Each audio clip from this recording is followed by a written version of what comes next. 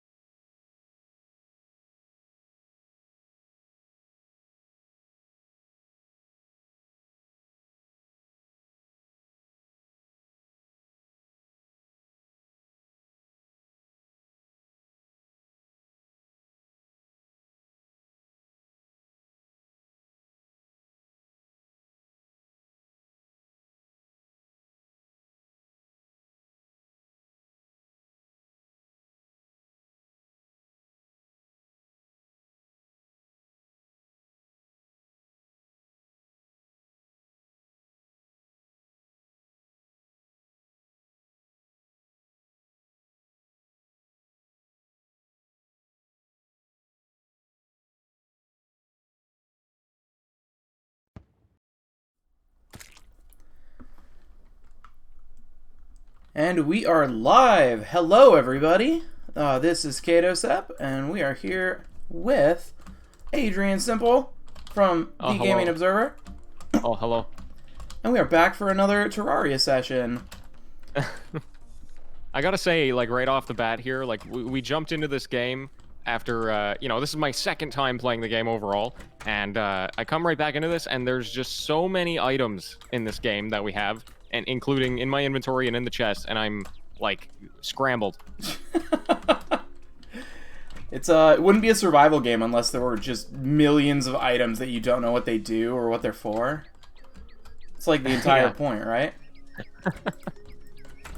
Yeah, so if So you now, joined us last week, we kind of just got started here. We built our little house, and we have no idea what we're doing.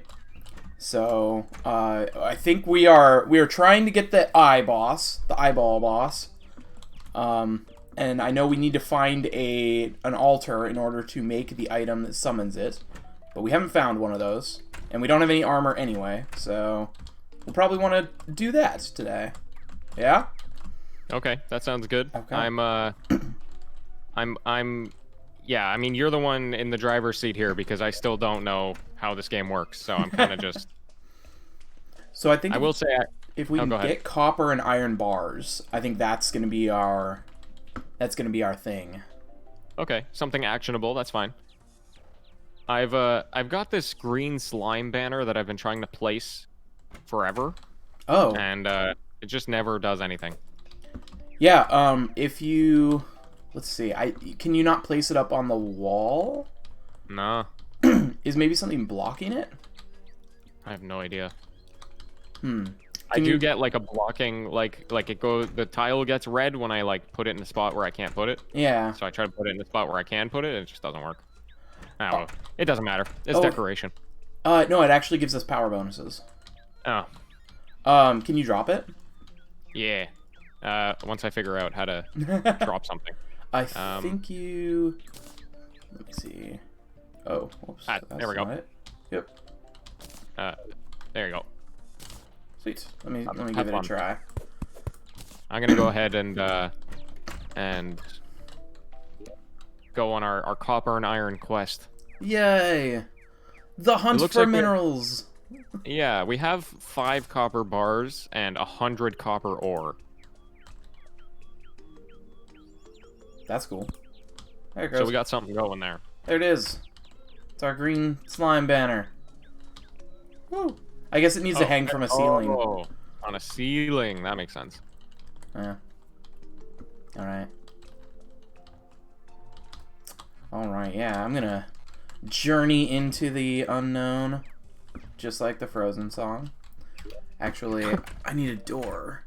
I was just thinking about this last night, how we don't really have anything protecting our base from our mine. So I was gonna make a wooden door really quickly.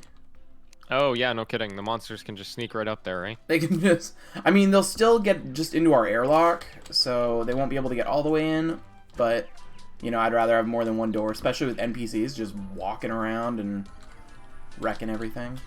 Right. So here, I just made one. There we go. Now we have a door, so they can't go through Wonderful. there. I'm trying to take a look at how to make arrows. Oh yeah, I think it's at the basic table. Yeah, but it won't tell me how, like, what the ingredients are to make it. It should be right next to the picture. Like if you hover the mouse over it, it should show the image. No, the option doesn't become available until I have the ingredients needed. Oh, that's right. You are correct. Let me see. I might have enough. I do.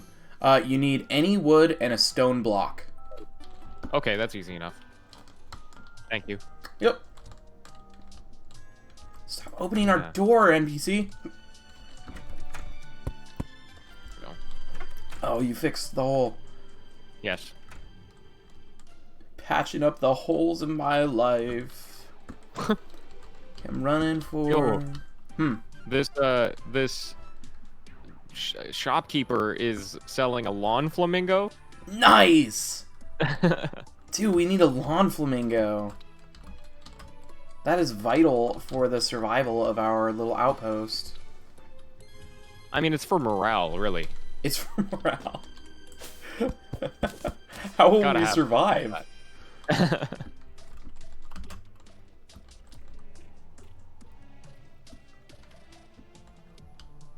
I'm not a huge fan of the number of items there are and the crazy amounts of UI. Like, I feel like the only way for me to figure out what item is what is by, like, just hovering over the name of everything.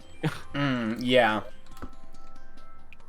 Yeah, at least it gives a lot of detail. I like that when you hover over a weapon or something, it actually shows, like, the attack power, the range, and everything. Like, but yeah, you definitely have to actually look at it. I'm sure there are UI mods or something that are better. Yeah, maybe I should look into that.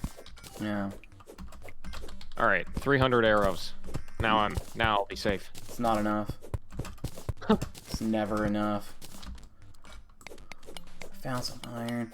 Oh, the slimes! Here they come! Too bad you don't get your attack bonus. I don't get my attack. Oh, from the green slime banner? Yeah. Yeah. I know. It only really helps with defending. You could, like, carry it around with you, and every time you see an enemy, you just, like, throw it up somewhere in the mine. Throw it into the ceiling. Yeah. That would be horribly unnecessary, but... but you So how's your week been? I got a bird! Yeah, you did. Yeah. I love him. I got a cockatiel!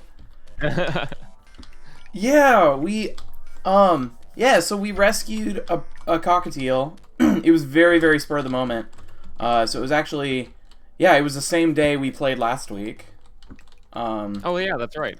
Yeah, it was after that, because that was 4th of July. We went to my wife's cousin's place, and she was looking for a home for this rescue cockatiel. And my wife's just like, oh, Kato, you always wanted a bird. Which I did. I have always wanted a bird. But they're super expensive, and so I was just kind of like, oh, I don't know. So anyway, she's just like, yep, we'll take him. And I'm like, wait, do we have, like, a home? She's like, doesn't matter. We'll take him. And we just figured it out. and now we have a cocktail. Yeah. And how is he settling in? He is. He just came out. So he's what they call a cage-bound bird. He had been in his cage constantly, pretty much for most of his life, and it's a bummer. You don't want cocktails to be like that. Yeah. So we were trying to get him to come out. Like, he was terrified to come out of his cage, and we finally got him to just yesterday. He was out and hanging out with us outside of his cage, and we actually thought this was going to take, like, you know, potentially years to get him out. Oh, really? Yeah, and it took less than a week. And that's awesome. Yeah, he's pretty great. He was scared out of his mind, but we got him to come over to our shoulders, and we got him hand feeding and everything. It was great. So we're super happy. We love him. His name is Greedo, and I have pictures on my Twitter. So you should go follow me on Twitter, and you should see the pictures of our awesome cocktail. Yeah, he's a cutie. And you think he's happy now that he's like with some people who are actually gonna like let him out? He sure seems it. Yeah, he was he started chattering his beak, which is a good sign. It means that they're happy, and it's the first time we've heard him do that since we've had him. So he was like sitting on my shoulder and just chattering away. So he seems really happy. We hope so. We hope so. Yeah. That's been my week. It's been a lot of figuring that out. And I work on phones. I work from home, and I take phone calls a lot. So trying to manage that while having this bird that actually loves one of his things is he was left alone at home with a fire alarm going overnight and learned to mimic a fire alarm. And so he loves making this sound. This is just like a fire alarm. And he loves doing that when I'm on the phone, which is not great, not super helpful for my work. But, so one of the things I've been doing all week is figuring out how to manage that.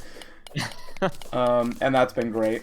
So, yeah. Yeah, we had... Did you have any birds growing up, or is this like your first bird ever? No, this is my first bird ever.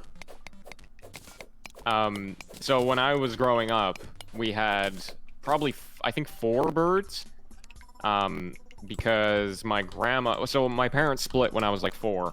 And my grandma had 4 birds, and my dad moved in with her after my parents split. And so in the living room, we had 3 birds in one cage. And then there was one bird that was left all to himself in a room on his own. He was the same. He never came out of his cage, really, and he kind of just like stayed alone in a closed closet almost. Mm-hmm. It was pretty sad now that I'm thinking back on it, but they had to keep him in there because he never shut up. Like, he just screamed all day. That's the only thing he did was scream. Oh. And so, like, there was nothing we could do. Like, he was screaming all day. We couldn't put him in the living room, so we had to put him in his own room with the door closed. Like, yep. And, we didn't want to just toss him like maybe other people might have. So, because, he wasn't like... It's not like he was doing anything wrong. He was just trying to talk and, just chatting. But, yeah. But anyway, so we... his name was aptly named Squeaky. And he had his own room. And then the other 3, they were good. It was just, I know 2 of their names. It was Cheeky and E.T., like the alien, because I think the first movie my grandma watched when she came to Canada was E.T. or something like that. So I think that's why they named him that. But anyway, yeah. So I'm used to birds, and I've been around them for a while. And my grandma's sister had a macaw parrot as well. So that's awesome. I'm used to being around them, but I'm definitely not used to, like, caring for them or anything like that, but I think they're really cool. Yeah, it's been cool. It was a bunch of learning on the 4th. I'm, like, sitting there with my phone, reading up on cocktails, because I'm the type that I really love animals, and I don't want to, like, screw up, It's really important to me to make sure I'm doing it, like, the way the animal needs, and not just like, oh, it's home, I feed it, it's fine.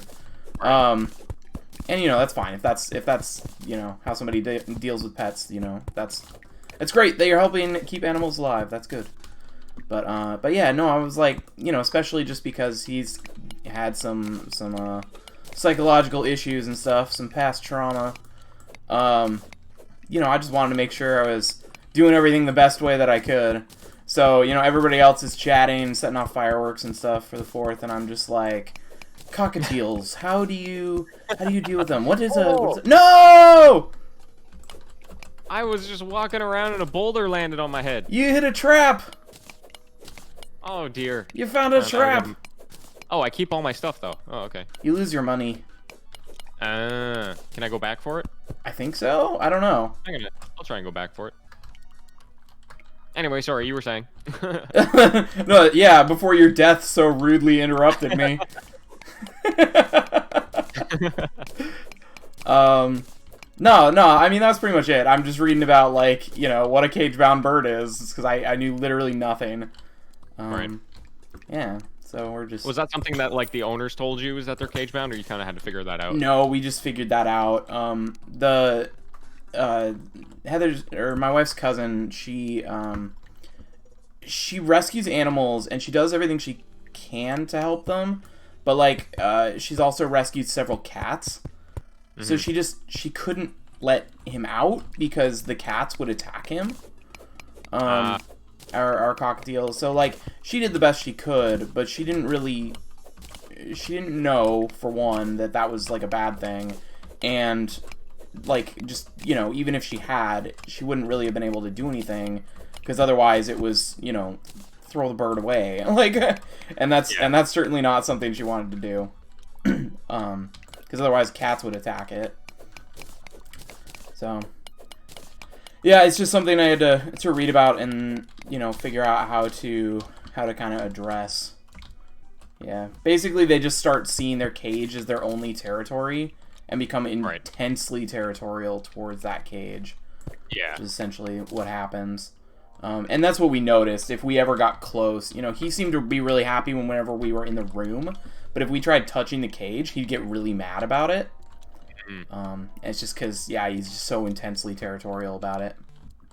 that makes sense. Yeah.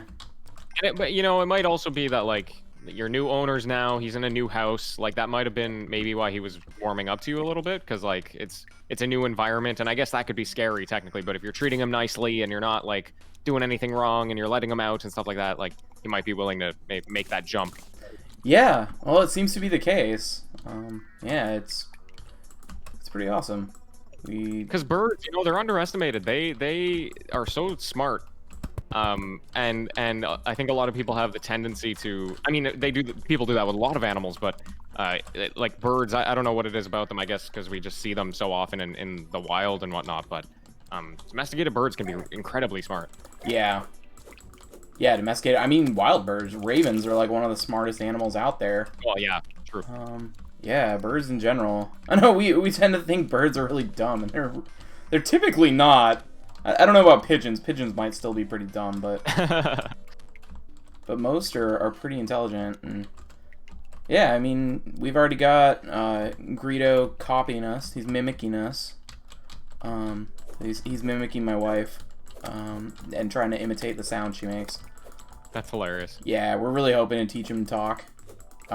We've heard mixed things on whether or not cockatiels can talk. I guess they can. I don't quite know. I'll believe it when I see it, I guess. Yeah, my parrot, his name was Archie. He knew how to talk, like, just the few words that he picked up over the course of his life. Because basically, like, so he was my grandma's sister, so my great aunt. And he lived with my great aunt when, you know, her kids were young. And then her kids got old and became adults and, you know, moved out and whatnot, and he's still around. But he ended up learning the names of her kids because she would scream them across the house. You know, she's a old Croatian lady and European, you know, blood. It's just a lot, very loud. And so she would, you know, she'd be screaming their names up the house. And so eventually Archie was just also screaming their names. So even though the kids had moved out, you know, 10, 20, 30 years ago, that you still hear the bird just screaming their name. That's hilarious. Throughout the day. And yeah, like anytime the door opened, he would say hello, even if he couldn't see anybody, and goodbye. It was cute. That's awesome. I like that very much. I'm just imagining this house totally empty. Mark! Mark! That's pretty much what it was. Yeah, like he was and it was fun. Like I kind of get it because like he did associate the names with the people because the two kids were basically my grandma ended up moving in with my great aunt and they didn't treat him very well. They always sprayed the spray bottle at him and there was no love there. And so, you know, whenever the kids came over, though, he really trusted them and he loved them. And so I guess, you know, he might have been screaming for them or just, you know, that's the only words he knew. But whenever they came over, he always, you know, cuddled with them and they were able to give him a shower and stuff like that. It was really cute. But yeah, anyway. Well, that's awesome. Yeah, I'd love to get a parrot at some point. They're tough work. They're like well, what's the lifespan of something like Greedo? So he's like 12 or 13. We don't know exactly how old he is, but they can like their average life is apparently around 14 years, but they can live up to like 30. Apparently, the oldest cockatiel was 36. Oh, okay. So you got a good few years in them. Yeah, we're hoping just we can, you know, take good care of him and make sure that whatever has been done to him doesn't, you know, doesn't lower his lifespan. Of course. Yeah, so parrots, macaw parrots can live to like 100. And so like he was young, like he grew up with those kids that I was mentioning, and then like I grew up with him, and my grandma and my great aunt are getting quite old. They couldn't take care of him anymore, and so they had to give him away and they had to sell him. And he was still young. Like, he's still a young bird. And it's just so weird to think about. Yeah, we're gonna get a parrot, and it's just gonna be like a generational parrot. They'll inherit the parrot. Yeah, that's literally what it was. Like they were so desperately trying to give the bird away to one of those kids, but neither of them wanted him. Just because, like, you know, he's a part of the family basically at that point, but also he's gonna be around for another 50 years. Yeah. And somebody's got to take care of him. Yeah. So anyway, take care of the bird. Come on, kids. You jerks. So what have you been up to all week? That's a good question. You know, I don't work, so these days kind of all meld together. It's been a lot of playing games. I've been playing a lot of Disco Elysium. Yeah. A lot of Legends of Runeterra. I play every morning. What's the other game? Sorry, I just had a gnome phase through the floor. I just wanted to make sure I addressed that. All right. Continue. Final Fantasy IX. I don't know if did I tell you about Final Fantasy IX? I kind of hit a point where, like, I kind of just want to hear the story and not play the game anymore, like the combat. I'm using like the in-game cheats for like just auto battling essentially, because I hit a point in Final Fantasy IX where I was extremely underleveled and didn't have the motivation to go back and try and level everybody up. And so but I was still like invested in the story and stuff, so I wanted to see what was there. So I could have just watched like a YouTube Let's Play, and I thought about that, but they have pretty easy cheats that you can enable that are just there to be like, if you want to speed run the game or something like that. So I turned those on. I'm going to be doing that with the game. Yeah, just doing story mode. The story mode that's not actually there, but, you know. Yeah. Yeah, no, that's super cool. Yeah, but that's it, you know, lots of games. I did something like that in Final Fantasy VIII on PC. It has this weird magic system where the only way to get magic is to steal it from enemies. Oh. And you can only steal like 1 or 2 or 3 at a time. And it's a total pain to do. So there was a... Oh! Dude! Yeah, I got in a, I found a mine shaft or whatever. I found some railroad tracks, Oh, okay. but I died. You did. Sorry, keep going. Um. Excuse me. I remember. Oh, I was just. Oh, there's a cheat to whatever magic you have in your inventory. It will just automatically max it to 99. And I was definitely using that just to save myself grinding time. I hate Final Fantasy VIII. I don't know if. What? Yeah. Yeah, tell me about 8. It's terrible. Everything about it is terrible. Really? Anyone who tells you otherwise is lying. No, I mean, some people really love it, and I honestly don't get what they love about it. It's the story is weird. It starts off pretty good. You start off as like this. Sorry, I'm like stuck underwater, and I'm probably gonna die. So I'm just like. Yeah, it's hard to multitask in this game. So that's if I sound distracted, that's why. Yeah, so you start off as like this person this student in a mercenary school, and because apparently you can just like go to school to become a mercenary in this world, and you the story starts off pretty okay. Like it starts off pretty fine. You're just like doing missions, and oh no, there's like some greater plot. You get a mission to assassinate this evil woman. Right. Which is all fine and good, and then there's this point in the game, and I won't spoil it for those who do want to play it for whatever reason, where this pretty intense thing happens. It's the end of Disc 1, and then everything just changes. Nothing really makes any sense. Oh. And it's not even like it's something where I just, didn't like it. I mean, the fandom has actually come up with theories as to why there's this sudden, very stark change in the game. There's stuff like, there are theories that you can find online, like Squall is actually dead the whole time, and like, all this weird stuff. Because it doesn't really make any sense. You're just all of a sudden in this different place. There's like this whole storyline introduced about the main girl of the game is like running a rebellion, kind of like Final Fantasy VII actually, basically run an avalanche for their world, and then you convince her to join you, and she just never talks about it ever again. Oh. And it's like, okay, I guess that really wasn't that important to you. You like dedicated your life to freeing this town, and then are just like, actually, Squall's pretty hot, so I guess I'm just gonna go with you now. Like, right. Okay.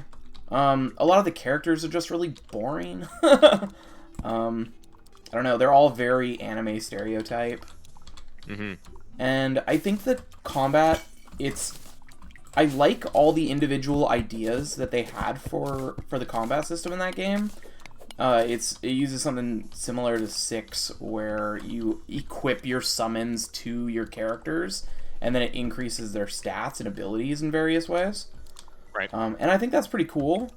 But that combined with the fact that they were like, hey, we want this epic story where you switch characters every fucking 10 minutes, it gets really annoying. And you have to redo this every single time. Like, you have to just change all your summons around every time your characters change, and they change constantly.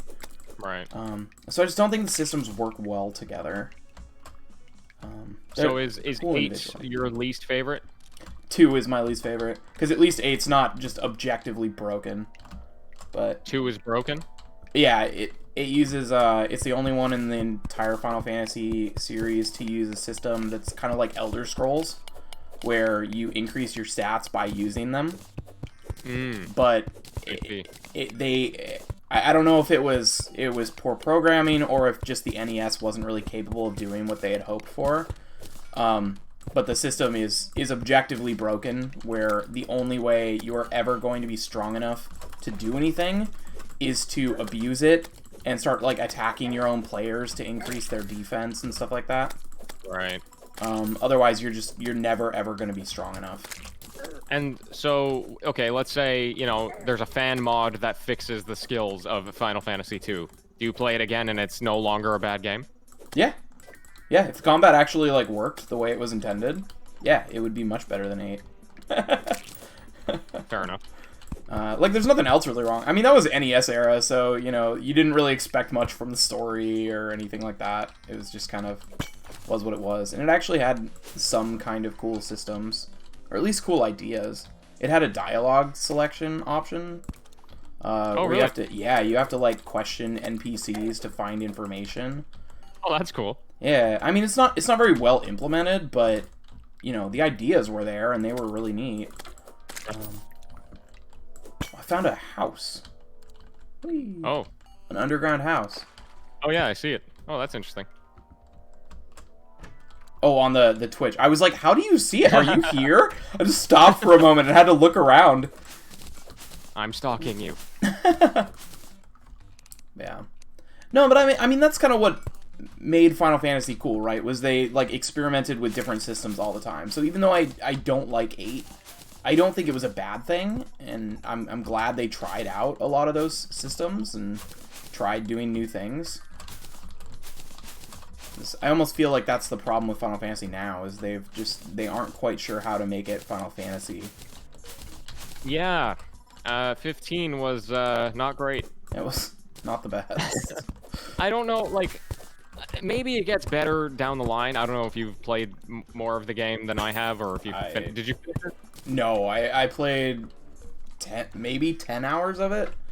Okay, so you played a little bit more than I did. They, like, first of all, whoever came up with the concept of, like, just a bunch of dude bros on a road trip is, like, the most boring concept. I love the road trip stories. No, I hate it. I don't love that one, but I love road trip stories. Okay, listen, I don't mind road trip stories. I don't think that's a bad concept. I think in Final Fantasy, it's not a great... Like, it's Final Fantasy. I didn't need Southern Road Trip in Final Fantasy. Like, I don't know. Anyway. No, that's fair, that's fair. I don't know. I'm loving 9 now that I play it, because I feel like it's the first time I really get why everybody loves Final Fantasy so much. Yeah. Like, I liked 10 when I played it, which we've talked about before, but, like, this is the first time that I'm like, oh, I get it now. Like, this is Final Fantasy. Yeah, it's, yeah. I think 9 is one of the best, because it marries those, like, modern, you know, for the time anyway, systems with kind of the classic ideas of Final Fantasy. Yeah, they did a great job with 9. I got a painting. So, just for what it's worth, I've been, like, traversing the map like crazy. Cool.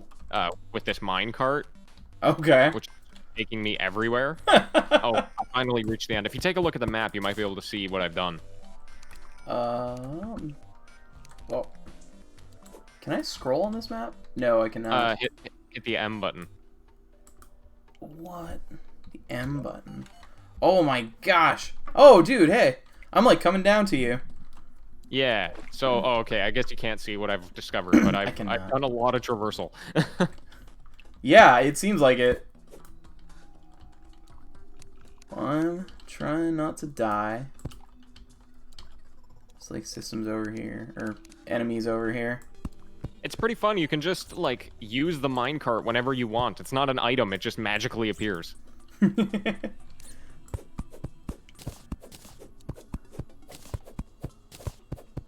Anyway, yeah, so Final Fantasy, and then, I picked up Hitman again recently. I mean, that's kind of a game that I'm doing, like a... I don't know how you say it. It's like I'm constantly playing it. Like, it'll always be there, and I can just kind of turn it on whenever I feel like playing some Hitman, you know? See, and you were asking about games that you could replay. Hitman is your game that you can replay. Yeah. I don't know, with Hitman, though, it's a little different, because it's more just like... I mean, I guess it's the same concept that you're replaying over and over, but it's also like, I'm always playing something new. Like, I'm never replaying the same challenge again. That's fair, that's fair. Yeah, it's just so big that you can just do the same thing different ways. Well, that, and also just, like, they have so many challenges set up that are, like, here's, like, kill these people in this way, and then, you know, go do it again, but a different way. And it's like, telling you how to do it. Also, the other thing they do is, like, they release, like, content packs that are, like, same map, but different situation, right? Like, on Sapienza, there's usually just 2 people who you have to take down, but then there's like an alternate map where they're actually doing a film shoot on Sapienza. So the main actor of the film shoot or whatever it is. So like I like that they play around with stuff like that. Yeah. No, that's great. I did hear. I'm sure you knew this, but they did announce that Hitman 3 is gonna have all the other stuff importable. So that's good. Yeah, I mean, I figured that would be the case because Yeah. the 2 does it. But the thing I'm interested in is like, okay, I've done all of the challenges in Hitman 2, or like at a certain point I will. Does the progression crossover? If I pick up Hitman 2, do I have to go and do all the challenges again for the achievement? That would be a real bummer. It would be. I would hope that it would import progression, especially for something like that where doing the challenges and everything is such a major part of the game. Right. But yeah, I don't know. Seems like it shouldn't be that hard. Like it seems like it should be just like a flag in the system. Yeah, I mean, I imagine it's not incredibly difficult, but I think, like, because I've played the first Hitman, and my progression didn't cross over, so I don't know if that was intentional. Like, I don't know, or maybe I just wasn't paying close enough attention to what I actually completed, but... Well, then, I don't know. Yeah, if it didn't in the first one, then... And, you know, I said it seems like it should be simple, but, you know, a lot of people say that about game development, and 9 times out of 10 it's not, and I fully acknowledge that. Like, it seems like it should be... Oh, I think I saw your damage numbers or something. My damage numbers? Did you just hurt something? No. Then I saw something else. Yeah, I'm pretty far away from you now. Oh, okay. Travel pretty fast on that minecart. You're just minecarting out of the way. I'm just over here getting copper ore. Like a pro. I don't suppose you found a demon altar. No. I found a lot of life crystals. That's cool. What's your life up to? I've got 7 hearts. Nice. Yeah, you're up to 140. I found 1, so now I'm up to 120. Now I have 8. Maybe I should have saved that for you. No, that's okay. That's alright. We're good. I've been mining a whole bunch of stuff, though. It is nice having a ginormous inventory to just get whatever you want. I actually have a... I think my inventory is full now. Oh, I have a worm. Where's the worm? I can hear it. I hear you, worm. Ah, there you are. Ow. Oh, there's 2. Wait, you been playing any fun games? Crap. Sorry, I'm like trying not to get killed by this worm. Yeah. I actually haven't had much time to play games, unfortunately, this week. I watched Hamilton, though. I love Hamilton. Oh, yeah.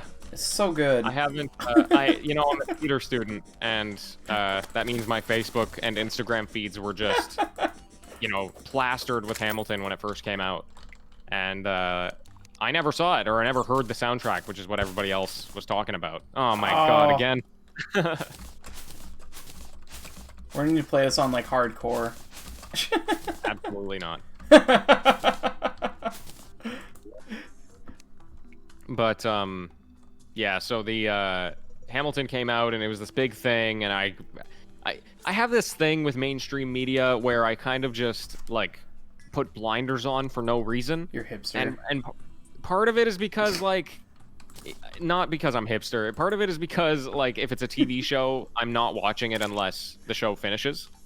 And we've talked about that before. Like, I don't watch anything that's in progress just because I have a horrible memory. If it's a movie, I don't know why I ignore the movie. I guess it's just because I know I'm not going to pay the money to go to the movie theater because I'm a cheapskate. And same with video games. It's a little different now because I have the show and I can potentially get review codes and stuff like that. Like, I can pay a little bit more attention to games. But even, 5 years ago, 10 years ago, if there was a new game, I was not excited for it. I was just, I'll wait 5 years until it's on sale for $20, And anyway, so when Hamilton came out, I did the exact same thing. And then now it's had like this resurgence on my wall again, and just a whole bunch of people saying like, "Oh, I haven't seen anything of Hamilton before, but now I'm like, why didn't I watch the first time?" And so Because I'm it was kind of super having like, expensive. yeah, well, I mean, they released the soundtrack though. I think that's what most That's people true. released. That's true. So anyway, I'm kind of going through that mental thing of like, should I actually go and watch it? Yes. Yes, you should. It's very good. But unfortunately, I don't have Disney Plus, so I know. I would have to figure out a way. Anyway, oh man, I almost died in the exact same spot.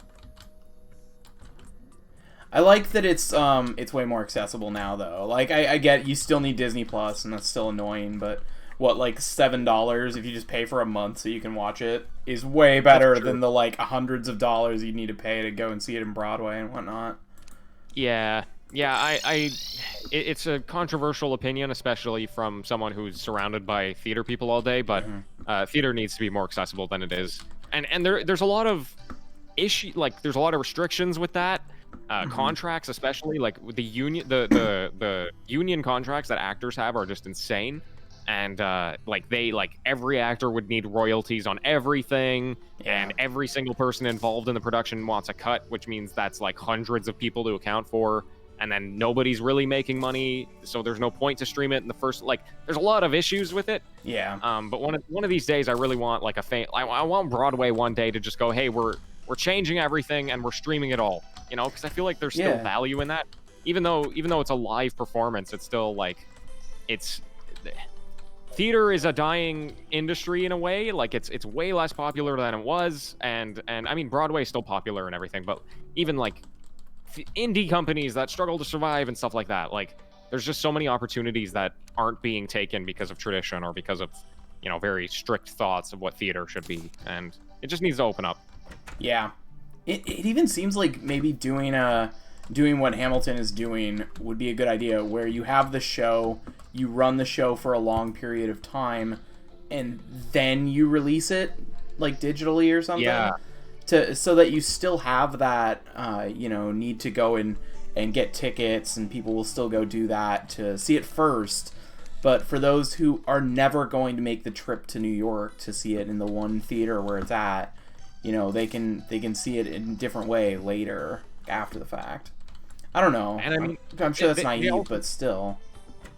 Yeah, for sure. And I mean, like, the other thing is, like, the thing that Hamilton did do is release the soundtrack. And, like, people went insane for it, even though they didn't go to New York, you know? So, like, there's still a lot of different things you could do. And, you know, the way I see it, it's like, I had plenty of theater friends who went to New York to see Hamilton.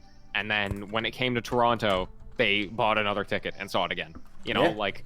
So just because like the live experience is special for a lot of people, and so if I don't think you're necessarily ruining anything by making it available elsewhere, you know? Yeah. Theater people are theater people. They're gonna go. They are gonna go. Yeah. There's always the benefit to the live performance, or just seeing other other potential casts do it. You know, the original cast isn't doing the show anymore. So yeah, no there's kidding. still a benefit in seeing how other people interpret it, things like that.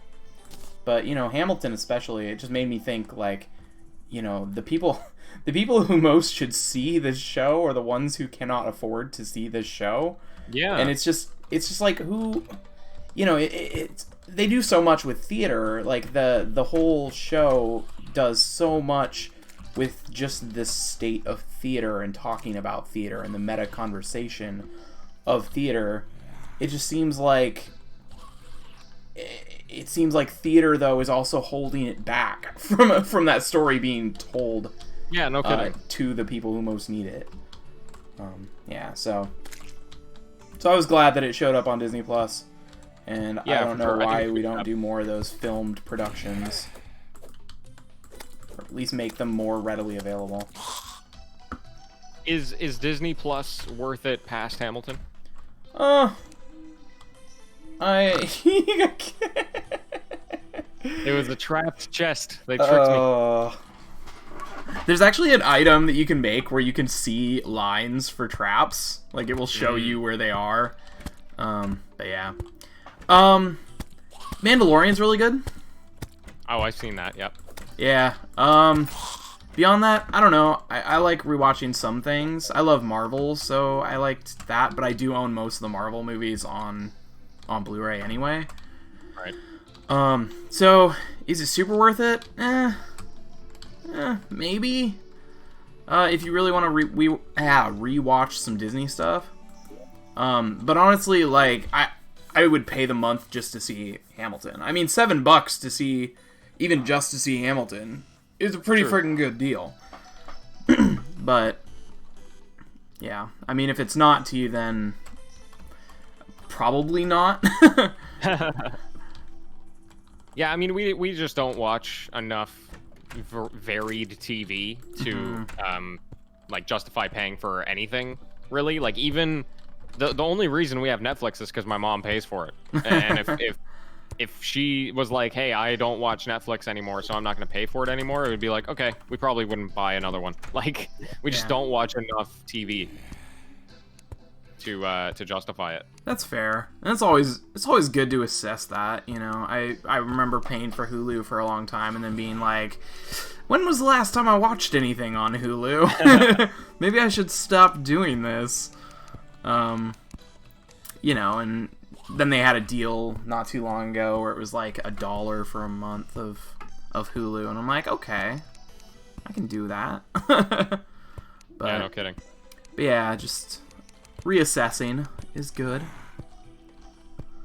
I have a thing. Sorry, I have a damaged mace that I picked up, and it says it can be upgraded with torches, and I don't know what that means, so I'm going around to everything trying to see if I can build anything with it, and I don't see anything. So do I just like put a torch on it? Nope. I don't know what that means. Okay, anyway, I just wanted to explain why I'm like wandering around. Yeah. Yeah, and it's also like easy for those subscription services to like sneak their way past you. Yeah, thankfully we don't have that problem as much because we don't really spend our money. We gotta like count our pennies when you're a full-time student, but yeah. I totally understand how people fall into those traps of like, oh, I'm supporting people on Patreon, and I'm subscribed to Spotify and this podcast network, and then this thing and that thing, and this all, you can't really keep track of it all. And I guess to some extent that's what those people are counting on, but it is 100%. It's, yeah, that's why they have all the free months. Yeah, exactly. Yeah, and so like even myself, like I've kept the Xbox Game Pass consciously, but they did catch me where it was like for a period of time I forgot I was paying for it, and I was like, ooh, do I actually, like, I had to do that same thing, right? Like I had to assess whether I needed it, and I assessed that I did, but well, I guess I don't really need it, but I wanted it. I was using it. Yeah. I mean, if you're using it, it's just a matter of assessing the worth, right? I mean, none of this stuff we need, but you know, is it worth using? Is it worth keeping? Right. Yeah. We don't. Okay, now I gotta see if I can open this trapped chest without dying again. Once it's activated, it shouldn't activate again. But you can check up above it. All the traps, like anything, any traps in this game, you can actually see them physically. So if you look up above it, you will see the area where the boulder was held. Okay. Yeah, so it's pretty fair in that regard. Actually, it's one thing I really like about Terraria. It doesn't just like trick you with things. I mean, it does trick you with things, but it doesn't just withhold that information from you. Right. I've received some boots. Ooh. Hermes boots. The wearer can run super fast. Nice. Yeah. So I think that's an accessory, so you can wear that as an maybe. Yeah. It might be Greaves. Yeah. It takes up a whatever the slot below Greaves is. Yeah. It's an accessory slot. Yeah, I got one too that lets me slide on walls. Slide on walls? Yeah, like I don't know if you ever played Mega Man X or New Super Mario Bros. Any of those. Okay. It's where you like push up against a wall and you move slowly and can jump off of it. Oh, I see what you're saying. Okay, yeah. It's like your typical Metroidvania power-up. I don't know if Right. Ori does it. I never got to a point where Ori did it, but maybe. I wouldn't be surprised. Yes, it does. Okay. I believe it does. There you go. Then it's like that.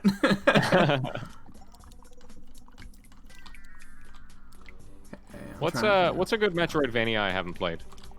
I mean, all of the classics, right? Metroid and Castlevania. Yeah. Heck yeah. Symphony of the Night, dude. Let me think. Modern Metroidvania. Maybe the new Shantae games are worth playing. Oh, really? I think they're pretty good. I played Pirate's Wrath and really liked it. Yeah, those are pretty neat. I've heard the new ones are very good, but I haven't played the brand new ones. I didn't know that was Metroidvania. It is, yeah. Yeah, they're pretty cool. I think I have one of them. Yeah. Those must have been Metroidvanias are Humble or sneaking something. up on you, man. Yeah, I think they Yeah. have had some Shantae games in Humble. I don't know. I'm gonna have to think about it. I have to look at my my Steam library. I've got a ton of Metroidvanias I'm just sitting on. Did you play Axiom Verge? I did. You might like it. I did not like it, but Okay. a lot of people did like it. It's an Why would you unpopular not like opinion it? that I did not. I found it to be... This is going to sound really dumb, but I found it to be too difficult, and in the sense where I felt like there were several things happening that weren't fair. Kind of like enemy... I don't even really remember specifics, but I remember there being like falls and stuff that would kill me that didn't seem like they should have, or enemies that popped out of nowhere. I don't really remember specifics, but I remember it frustrated me to the point where I stopped playing it. Yeah, that's fair. But I mean, they do. To be fair, they do state like really early on, this game is difficult. It is a hard game. So at least you know they do tell you that it's not intended to be easy. I don't know. A lot of people like it. I guess that's what I have to say about it. Okay. Um, Yeah. It's cool that they're making it too. Probably won't be for me, but you know, whatever. Yeah, a lot of people were excited for that sequel. Yeah. Yeah, that was a big one. Trying to think of like other series, and I can't. I don't know. My brain's just not bringing them up right now. I'm just going back to like Castlevania, the Aria of Sorrow and Dawn of Sorrow, which was like this weird, almost anime. Actually, it is very anime. Like sub-series inside Castlevania. Oh, wow. It's one of the only ones that's supposed to be futuristic. Oh. But they were actually really good. They were on the Game Boy Advance, and I think the second one was DS, but it might have just been Game Boy Advance also. Right. But they were really good. They added a lot of the equipment stuff that Bloodstained uses. I mean, I guess Oh, okay, yeah. I guess it used equipment, but in a different way previously. I don't know. A lot of the ways those mechanics were implemented in Bloodstained felt inspired by the Sorrow games. Right.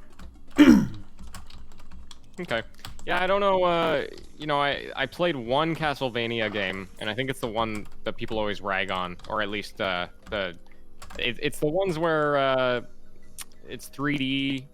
Like, Oh, it's yeah. almost like an action game. One of the like Castlevania 64 or something. Yeah, it was for the original Xbox. Oh, okay. Oh, the original Xbox. I don't remember. Anyway, those names are all the same anyway. They're just like formulaic names. Yeah. I played that when I was a kid, and I liked it as a kid. Like I didn't know what a good game was at that point, but I mean, in retrospect, I have a lot of people on the internet like trashing it. So it's okay to like things that the internet doesn't like. I'm sure if I went back to it, I would agree. I just You know, sometimes I've gone back and played games. Like, actually, I loved Final Fantasy VIII when I was a kid. It was my first Final Fantasy. It wasn't until I played it as an adult that I was like, oh wait, I hate this thing. Yeah. But there have been games I've gone back to. I was like, I loved this as a kid. Do I still love it? Like, yes. Yes, I do. This is still good. Screw the internet. We don't have to be a hive mind. We can all like different things. Of course we can. That's why, All like, right, I'm really intentional in Video Game of the Day about always saying, like, this is what critics think of the game. I always try and, like, express that, hey, this is not, like, a universal opinion. This is just how it was received at the time. And that's fine. And sometimes that changes, you know? Sometimes retrospective reviews are much more positive. Oh, you got wrecked by a tomb crawler. He did not stop chasing me. Oh, nope. Oh, you got a real slime party going on over there. I know, right? They're just dancing. They're all just hanging out. I know, I wish I had a bomb or something. I just have my umbrella, and I can't really do anything with that. So I'm just gonna dig down here.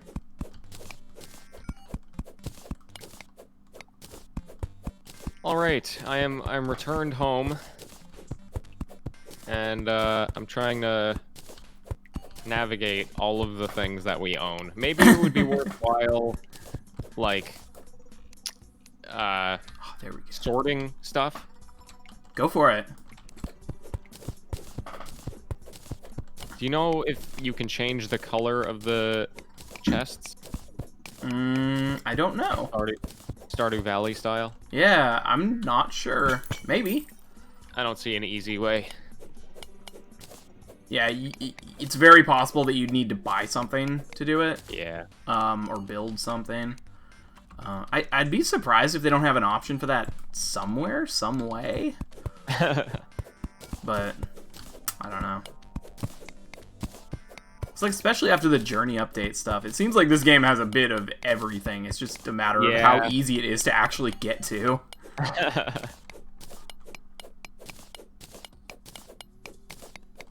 There we go. Do you happen to know, did you see any areas, any biomes in your many adventures so far that have been, like, either purple corrupted biomes or red-ish? I believe I saw purple. Purple, okay, cool. But I'll have to, that's something I would have to take a look at again. confirm. No, that's fine. Because this game, when you make a world, it either has, it's called Crimson or Corruption. You don't have both. Oh, yes. And I randomized it, so I don't know which one it is. Yeah. So I was just wondering if you saw either one. So if it's purple, then it's Corruption. It's not huge, but it does change some of the materials that you get. Right. So, and I think certain bosses are exclusive to certain worlds, but I could be wrong about that. Oh, I've just discovered something. Yeah? If you take an... Oh, never mind. Okay, now, if you talk to Seth, he'll tell you, like, okay, I have something in my inventory. What can I craft with it? Oh! So I'm going to go to him with a copper bar and be like, what can I do with this copper bar? And he's going to tell me. Everything. Yeah. You can make armor. I can make armor. Yeah, make armor, man. That's what I've been doing. I've got a full set of copper armor. Or no, I've got 2 pieces of copper armor and iron boots. And which one of these things lets me craft that? The anvil. The anvil. Oh, all the way over here. I've been missing that. That makes more sense. All right.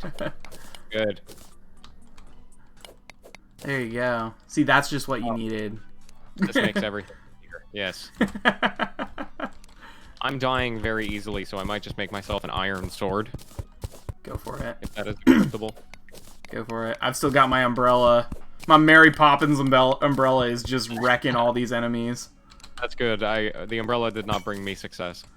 I just love it so that when I fall into a pit, I don't die. This is my entire goal in this game. To not fall in a pit and die. I have a really low bar of success. Oh boy. Sorry, I'm navigating these. You good? Do that. 7 copper bars. Yeah, Are you they're... insane? Oh, dude, the main body armor is like 25. Oh my god. Yeah, you need a lot. Copper it is. I ain't wasting our iron on that. Wasting? I'll just die over and over again. Solid plan. I want to be buried with my iron.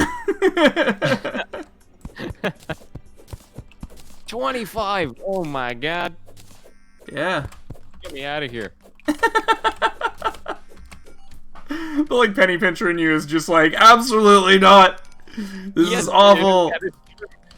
You should play Minecraft. I have like 20 diamonds and I'm like outfitted in like all iron everything. I'm like, but I might need these diamonds. Wow. Oh, see? Okay, well, I've run into an issue, which is that my superior wooden sword is the same amount of damage as a copper sword. Then don't build a copper sword. There's other stats, though, too. I don't know if it has the same, like, critical chance or speed or whatever. Yeah, I've found a lot of times, like, the weapons that you find throughout the game world, like in chests and stuff, are better than the ones you can make.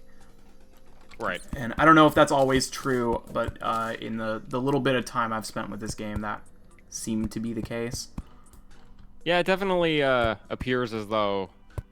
I mean, you know, I think that's what this game, at least from what I've seen, is like really good at, is like making things feel a little bit more special, like like having boss fights and special loot and stuff like that. In Minecraft, it's all just the same. Right. Yeah, I agree. There's a lot more. There are a lot more things you can find. I mean, all the accessories and things. There's tons of different accessories that give you different abilities, and yeah, like going and exploring for treasure is way more worth doing.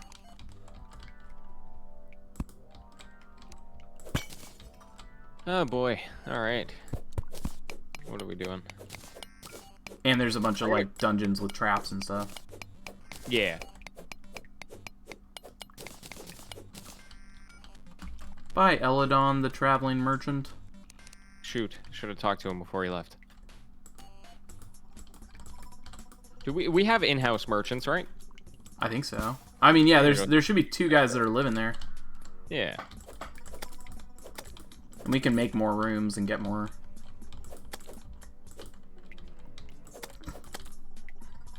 I've just been exploring the mines. Hello, Harold. Good old Harold. Well, he's not all that helpful. Stupid Harold. Friggin' worst.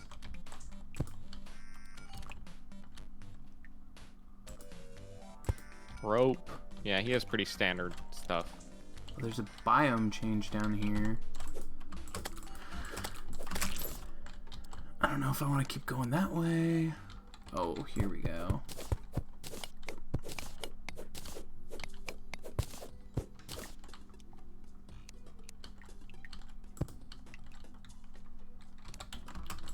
I'm gonna see if we can craft a bed.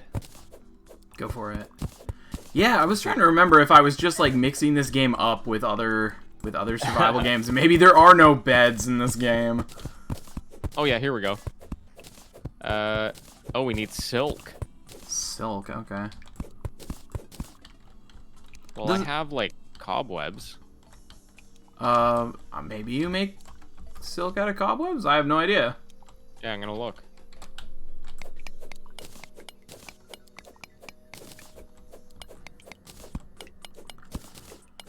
Tick, tick, tick, tick. Oh yeah, there's some lenses. Oops. I'm just like swinging like a madman, missing everything. I had a little block, like blocking my forehead. So I couldn't move forward. My character's just swinging like an idiot. Swinging what, like Spider-Man? Oh, like my pickaxe. I see. No, I'm like trying to like imagine the bully, you know, the much bigger bully just holding the little kid with like his hand outstretched, and the little kid's just trying to swing at him. Right. It's pretty much exactly like that. Yeah, you know what every game needs is a grappling hook. I agree. There are very few games that do not benefit from a grappling hook. Yeah, I saw this really like asset flipped game, like not well developed at all. It was just like a very like somebody was trying out game development, you know. Yeah. But it had a grappling hook. It was the whole game was based around web slinging, basically, like Spider-Man, and it looked bad. But I was like, I would be willing to purchase this game just because, like, it has swinging mechanics and grappling hook mechanics. They made a remake of Bionic Commando back on the 360 and PS3, I believe. And that game was not good, but it does have a grappling hook in it. And there you go. The grappling hook does make that game better. It doesn't make it great, but it makes it better. Well, there was the oh, whatchamacallit, that demo for Ghost Runner. And my favorite part of that game was the same thing, or at least of the demo, was that grappling hook. I kind of want to buy the game just for that. Yeah, that game looked great. I mean, it felt great. It didn't feel great. Like, I meant that, like, the aesthetic was great. Yeah, it was. It looked really good. So in order to get silk, you perhaps logically need to get a loom. Okay. Okay, here we go. Loom. Oh, I can make that really easily. I need a sawmill. I think we have a sawmill. Yeah, I think it's up on the second floor. Yeah, there we go. There's a loom. All right, put that down. And I've got some silk. Yeah. What do you make it out of? The cobwebs? Silk, yeah. Nice. Well, yeah. Cobwebs. Crafting. Oh, silk. I found lava. Oh, man, you can make a lot of things with silk. Oh, man, you got some really fancy beds in this game. Sweet. Yo, there's like a bed for every type of everything. Holy cow. Dude, there's like 50 beds here. Holy crap. I want a vortex bed. A vortex bed? What does that even mean? I don't know if I want a vortex bed. There's a honey bed. A bamboo bed. Oh, this is wonderful. Yeah, give me a nebula bed. Oh, I'm so down with this. See, this is just a sign of our times that we get this excited about beds. Hey, it's the if little you see any things. cobwebs while you're down there, make sure you're picking them up, because I only got enough for one silk. We're gonna need 4. That's actually a major bummer. I will have to go back to the house, because I dropped like 150 cobwebs. What? Yeah, I didn't know I needed them. I thought they were, like, useless, so I just dropped them. In the house? Yeah. Oh, the underground house? Yeah, that underground house that I was in. Yeah, go get those things back. Sand up We're gonna above need me. that. Silk is quite helpful. I don't want to die. I don't want to die. Oh, just wait till you see these beds. They're the greatest beds anyone has ever made. Oh, dude, I found so much copper here. Oh my gosh. Oh my god. Oh my god. I don't know what accent that was. That was like changing my mind 3 times between what accent I was doing. That was awful. Oh, I apologize for inflicting that voice upon everybody's ears. Hey, can you sell things at the shop? Ow! I don't know. Oh my god, I'm dying! Ah! Don't die. I didn't die. Don't die. I'm alive. But not by much. Man, sand is friggin' deadly in this game. Holy crap. Like, you know in Minecraft, the sand hits you and it does some damage and then you're out? Yeah, or you're like drowning in sand. This one just constantly does damage to you until you're out of it. Oh, wow. Yeah, I was just taking 5 damage over and over and over and over and over again really quickly. It knocked me from full health down to about 30 something.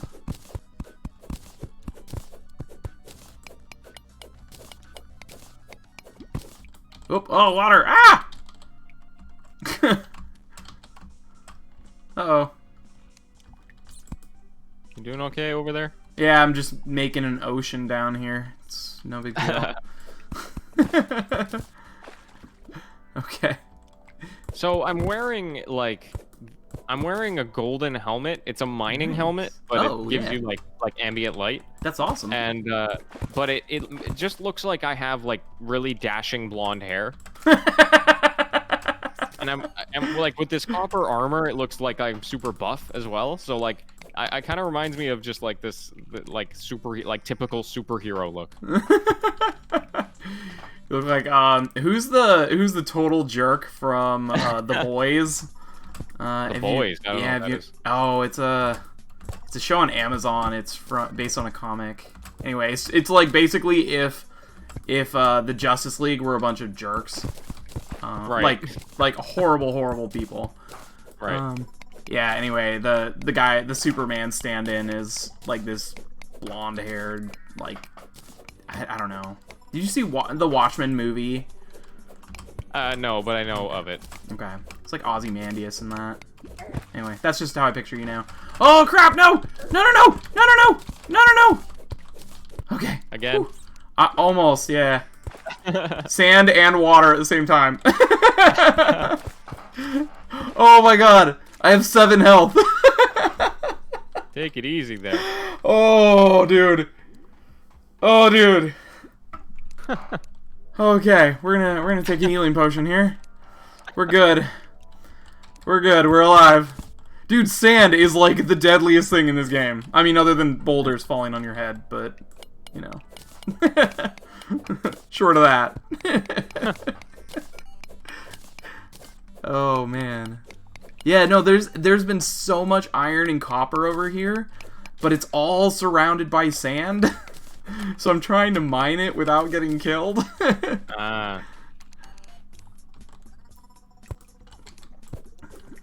Yeah, I'm still just taking random items and just seeing what I can craft with it. Nice. It's making life a lot easier. Yeah, I mean, there's a ton. I mean, I didn't know any, everything craft back when I was playing this game, and I know there's been multiple updates since then. So Right. yeah, I don't know, probably half the things that you can craft. Not much you can do with dirt. No. But you can make pathways with dirt. Like, I don't know if you do this in Minecraft and stuff too, but like, I always keep a stack of dirt on me, just so I can build, like, pathways and stuff when I'm underground. Oh yeah, of course. Yeah. Because you just get so much of it, I'm like, that's what I want to have. Standard adventuring fare in Minecraft for me is like, yeah, armor and my tools, and then like a stack of dirt. Yep. It's necessary. And then a blank inventory so I can pick everything up. Yeah, that's true. I got a shackle. I guess it gives me a defense. So I guess I'll use it. Alright, well, I guess I may as well head into the mines again. Okay. Yeah, come on down. Come join me. Bye. It's super deadly down here. Yeah, I'm gonna go to the one I already know. Come join me. The lava's fine. Okay, I don't know what the deal is with that lava, but it is not making me feel comfortable. Yeah, you know, why don't you go get that cobwebs from the house? I want to investigate this lava, though. No! I want to find out why it's here. Why are you here, lava? I don't see... It's not like... It doesn't seem to be like a trap or something. Don't do it. Oh, there's a door. There's a door to lava? Doors to lava. Oh, I bet if I touch this water, it's going to open the door and kill me. I bet that's what it's going to do. I'm not going to do that. I'm smarter than you, Trap.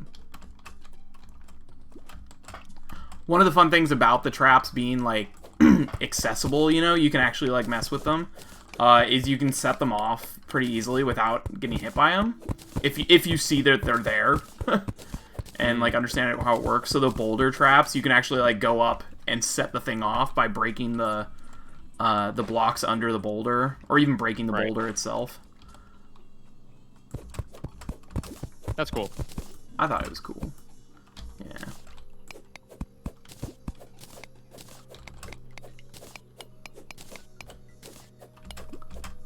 Oh boy. I don't want to die. I'm gonna go find some cobwebs. Yeah, we need to get some fancy beds. Oh, I can't kill this slime. It's up on top of me. It has the high ground. Ah, it has the high ground. Ow.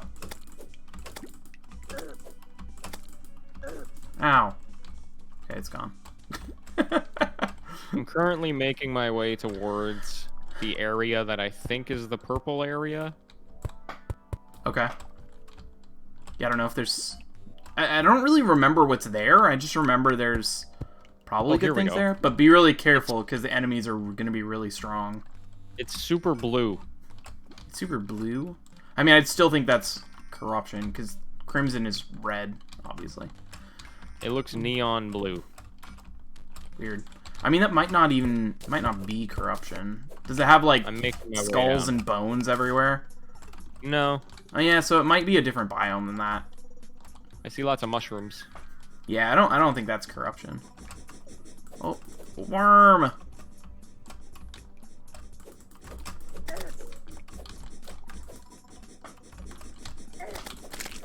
Die, worm! Oh, 2 worms.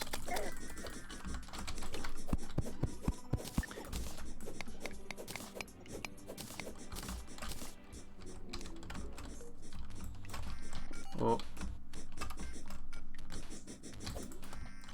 Stupid worm.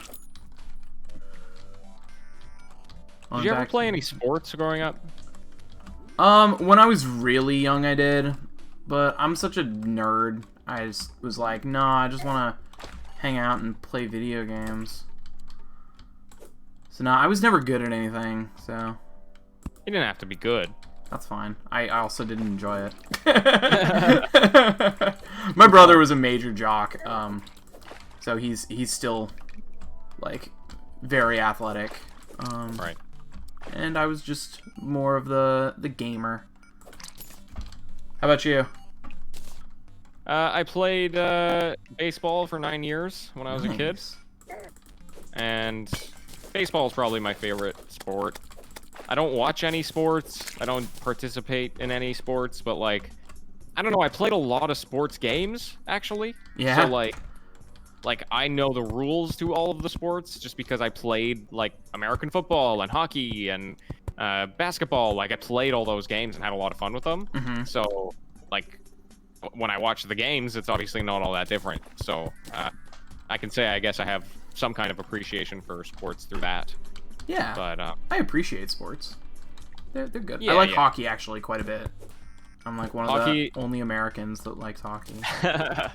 Yeah, hockey's an interesting one, because growing up, I just saw it as, like, another sport. But I watched it again recently, and because Shelby's dad is really into hockey. Mm-hmm. And so we were there right around the Stanley Cup, and like, I was watching it, like, a real hockey match for the first time in my adult life. And you know, it was the Stanley Cup, and I did not realize how hard they push. Like, hockey players are playing to win 24/7. Yeah. And like, I don't see that same energy when I watch something like, I don't know, basketball. Like, I get, like, they're competing and they're still working really hard. Like, I'm not doubting the energy that they put into that, but, like, I can see, like, the visceral need to win when hockey players are playing. It's an intense sport. I mean, it's a really, really intense sport. Yeah. Yeah, I don't know. So, like, so much of my country is so focused on American football. And I do like American football. I think it's good. I think it's interesting. but I think it's way more like strategic than it is like physically grueling. You know, like everyone advertises it and talks about it like it's, you know, the man's man sport. It's tough guys hitting each other, and it is. Yeah. But I feel like there's way more, like, it's way more about the strategy than it is about the actual, like, physical endurance. Not to say that there isn't physicality to it, obviously, but, you know. Compare that to, like, hockey or rugby or something, which they're just constantly going. Even soccer, where they're constantly going. And I kind of don't get why people see football that way, or American football that way. Yeah, you don't really... I mean, I think it's because, like, unless you really watch what they're doing, like, with the plays and everything, or even, like I played the video game, and then you have to, like, choose which play that you want to make. Yeah, yeah. And, you know, you have to know how the game works and stuff like that. But, like, if you're just watching it on TV, you're just seeing a bunch of people tackling each other constantly, you know? Because you... Guess. But I feel like a lot of people really understand the sport and still seem to talk about it and feel about it that way. Yeah. So, I don't know. It just seems funny. Americans are weird. That's all. American football is one of those things, like, it took me, like, the upfront rules themselves are already really complicated. Like, like the yard lines and the whatever, like, penalties it takes people a while to grasp how that works. Oh my gosh, dude. Yeah. We need, like, a counter. I wish I had a counter up on the screen for the number of times you've died. Sorry. I just get myself into bad situations. I mean, I don't get so worried because we don't lose our items. You know, in Minecraft, I'd be way more cautious. Well, now we're just gonna need to jack the difficulty up. No, thank you. Anyway, yeah, so American football, like, the rules themselves are quite complicated. Yeah. And it took me a long time to understand them, but I only did because of the game. And then once I did, it was like, okay, I can watch the actual sport now and understand what's going on. But I don't understand the strategy behind why you do certain things. You know, like, there's so much that goes into those plays that I just, like, it makes my head spin. I mean, so much of it is trying to read what your opponent is going to do and what your opponent thinks you're going to do. You know, so much of it is trying to make sure that whatever you're doing, it's unexpected. And I think that's, like, probably the most important thing in football strategy is just trying to be unexpected. If that makes sense. Yeah, that's totally logical, yeah. I like baseball. I spend a lot of time... I wouldn't say I spend a lot of time watching baseball, but if I, like, had to watch a sport, it would be baseball. Just because I understand it the best and I played it and, you know, I kind of know what's going on. Yeah. It's also, I guess, I don't know, that's another one that's, like, there is some strategy involved in, like, the pitching, but it's also, like, there's a level of... There's like a language that gets developed there that makes it impossible for me to follow in some cases, unless you're, like, super deep into it. But I don't know. I guess that could probably be applied to every sport. Yeah, I mean, to some extent. Yeah, I like baseball too. Baseball's cool. Sports, man, one of they're good. Yeah, we should keep having sports. We should. It's good for you. Baseball is one of those ones too that's, like, really easy to grasp, I think, when you're watching it. Like, there is a ball, you hit it, people catch it. Like, yeah, you may not understand the nuance, but yeah, and like, there's definitely some complicated rules that go in there, but for the most part, like, you can get a brief and understand pretty quickly. Yeah. Whereas with football, it feels like you gotta, like, just the basic concept of, like, what an out is and how the yards work and everything, the yard lines, like, it takes a while. I agree. Yeah, football's hard to watch if you don't understand what's happening. Because they'll just, like, all of a sudden the whistle blows and everybody just stops and you're just like, what happened? And, someone who knows is like, okay, there was a false start or something. There's a bunch of lines on the screen constantly moving, like digital lines on the real field. Yeah. Yep. Yep. And yeah, the idea of a first down and all of that it's not something you can immediately just pick up and understand. You know what is accessible is soccer. Yeah, it is. People like, even if you don't know the rules, you understand, like, okay, this team has to kick the ball to this side of the field. Got it. It's a bunch of teammates with a ball between their legs, and they're trying to get it in the net. Done. Yep. Done. I mean, there's some stuff. I mean, hockey is a lot of... I've always thought of, like, when I explain hockey to people, because a lot of Americans don't really understand how hockey works beyond that. Right. I'm like, it's very similar to soccer, to football, just on ice. Way faster in a much, much smaller arena. Like, yeah. And then people are usually like, oh, okay, and they at least understand it enough where they can watch it at that point. Right. Okay, why can't I? Oh, I didn't smelt my iron. I'm like, why? I got so much copper. Why can't I build more stuff? It's because I hadn't smelted it yet. Yeah, when I was in middle school, or sorry, when I was in primary school, we were like sports fiends, and we would play everything. And it was almost like we had like a flavor of the month kind of a thing. Like we would play basketball every single day at recess for a month, and then when it was winter time, we would go in and throw snowballs at each other, I guess, technically. But we also had, like, have you ever heard of, like, schlocky boards, they were called? It sounds familiar, but I can't picture it. So I think I've heard it like somewhere. It's a really tiny wooden board. It's like, 6x6. And it's like a mini hockey arena. And you get your little... And you get a little hockey stick. And you just, like, play... It's almost like you're playing air hockey, but with, like, a real hockey stick and with a wooden board on the ground. Okay. And you're trying to get it into the other person's net. And we had, like, 4 of these schlocky boards, and the entire school would be lining up to play it. And so we needed to have, like, teachers managing each one and refereeing each one, making sure everybody gets a turn. And that's just what we did for the whole 6 months or whatever, the 4 months that we had of winter. So yeah, like we played a whole bunch of sports. We played a lot of soccer. We had a soccer field. Okay, my school is really interesting. So my primary school, there's some primary schools that are like huge. I don't know what yours was like, but my primary school was 1 floor, 2 hallways. Oh wow. And that was it. Yeah. It's bigger than that. We had like basically 1 or 2 classrooms per grade, and that was about it. Okay. And so the school itself was really small, but the yard or the field that we had was ginormous.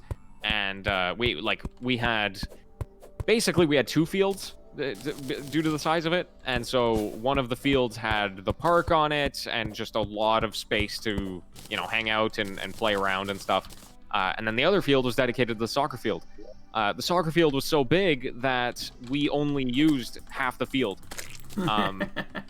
Just because, there was no point. We would be running around so much that we would die if we used the entire field. So we chopped it in half. We had these like pylons that we used as a soccer post, and then you could technically have 2 soccer games going on at once. Anyway, so we would play soccer, like same as the other ones, every single day, and we always played boys versus girls, and I don't know why, because the boys always won. And the only way that it kind of like balanced out was because like some of the boys would join the girls team sometimes, and I only was ever on the girls team. I was a boy on the girls team constantly, and I played goalie. So that's what I did. That's when I played soccer. Other than that, I haven't done much. I loved goalie. I always liked playing goalie. Yeah, my school had some really, really good soccer players.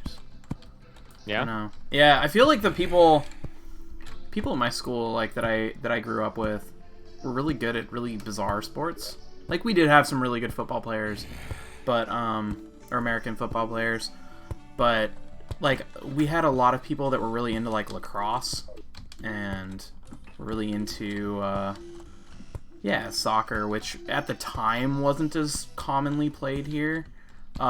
We've finally, you know, gotten with the times, and it's definitely more common now. But at the time, it wasn't very common.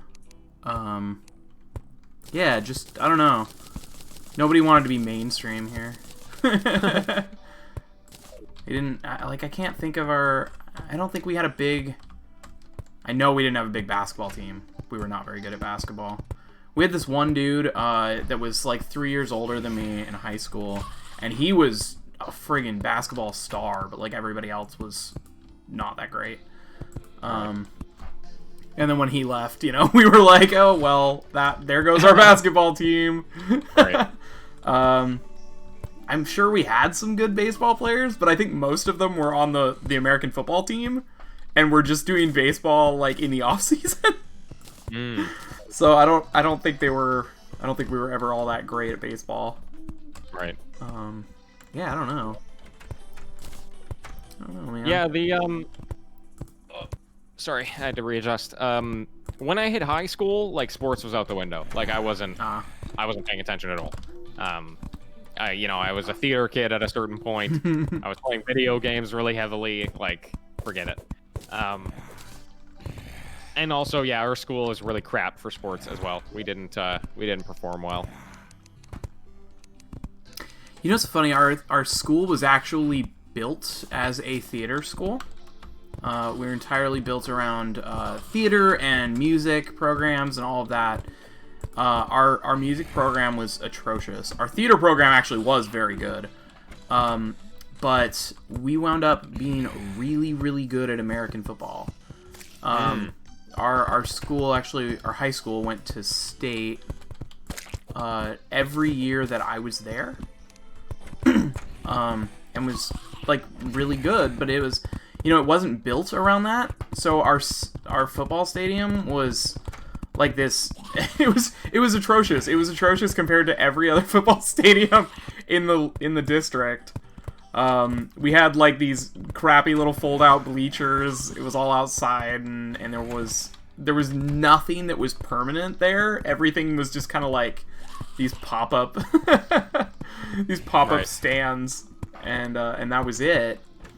And they finally upgraded it after I left, but it struck everyone as really bizarre that our football team that was supposed to be terrible was, like, going to state, and we had all the best teams coming over so that they could play at our crappy stadium. Right. That was not designed for people. Sorry, just quickly, could you drop me your cobwebs? Oh, yeah. Actually, I already put them in that chest that's up on the 3rd floor. Perfect, thank you. Yeah. Yeah, we were kind of, like, now that I think about it, like, our football team might have been actually pretty decent. I remember, like, visiting other kids at other schools and being like, they would be, like, I would say what school I was from, and they'd be like, oh, the crappy sports teams. And I'd be like, oh. Wow. Sure, I guess. I'd be like, yeah, I'm from here, and they'd be like, oh, you're the team we destroy. And I'm like, oh, yes, that one. Okay. That's me. Yeah, pretty much. So, but yeah, we were definitely like an arts school. Yeah. We basically had what they called a magnet program, which was basically like, you didn't have to be zoned for the high school if you applied for the program. I guess it was kind of like university in that way, but... I got you a shackle. It gives you one defense. It goes in your accessories thing. Let me take a look. So anyway, yeah, so our magnet program was an arts focus, and so I went into it kind of focusing on... we had a music program, a theater program, a visual art program, a dance program, and a vocal arts, and also a tech. So we had basically everything. And I went into it majoring in drama, instrumental, and minoring in tech. Dude, you picked a major and minor in your high school? Yeah. That's intense. That was the program. Yeah. I mean, it wasn't like that was the thing in theory. In practice, like you were able to kind of jump around that as much as you were willing to adapt to, and you didn't have to necessarily stick to everything. It's not like you were kicked out if you dropped something. Like it was fairly flexible.